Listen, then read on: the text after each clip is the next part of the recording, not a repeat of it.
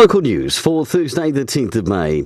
The winners of Greater Wellington Region's Active Travel to School promotion have been announced, with 6 winners from across the Greater Wellington region chosen, including Ellie Van Burlo, Marsden Primary School. The Move and March Wow Passport Challenge was where students walked or wheeled their way to school and got their passport stamped each day. Then they went into the draw to win one of 6 $300 Avanti vouchers. So well done to Ellie from Marsden Primary School.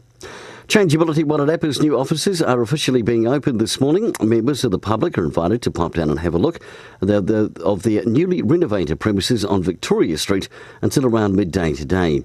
And in sport, a huge week ahead for junior netballers. Primary grading takes place this Saturday at Colombo Road, with teams playing a minimum of 2 games. The first games beginning at around 9 a.m.